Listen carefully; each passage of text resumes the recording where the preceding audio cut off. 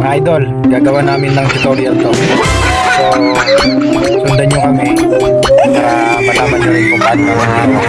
So, mga idol, ang gagawin natin una, gagawa lang tayo ng video clip para sa gagamitin natin doon sa project natin.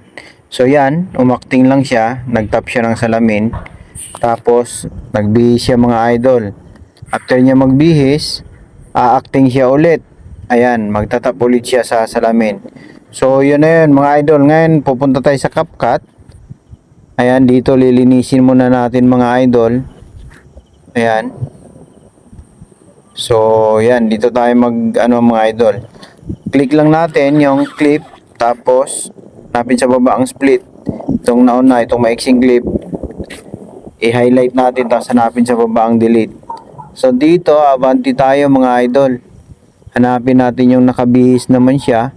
Ayan, yung pag-tap niya na mga idol sa salamin. Ayan, yung pag-tap, ayan. So ngayon, click nyo po yung clip. Tapos pag nag-highlight, hanapin sa baba ang split. So yan, na-split na. Ang kasunod natin gagawin mga idol, hanapin natin ang overlay.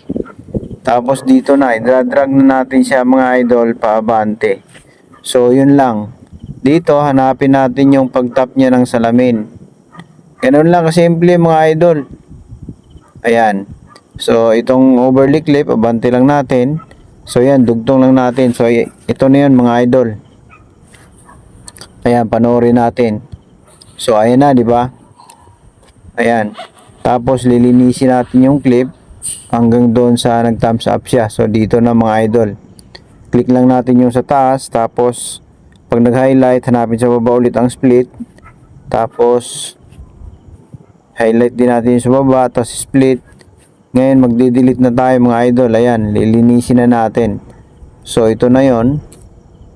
Ayan. Ngayon dito mga idol, ito na yung project natin. Ayan. Ang gagawin nyo lang po, bahala na po kayo maglagay sa inyo dyan ng, ng mga effect. Mga kung ano-ano. Tsaka sound effect, kayo na po bahala mga idol. Basta sa amin, tinuro namin kung paano namin ginawa yan. Play natin ulit. So ayan, kayo na po bahala maglagay ng mga sound effect mga idol. So yun lang mga idol, sana may natutunan. At kung nagustuhan nyo po yung video na aming ginawa, ay paki-share na lang po at paki-like na rin po mga idol. At paki-follow na rin po pala nung page namin para updated po kayo sa mga susunod pa naming tutorial.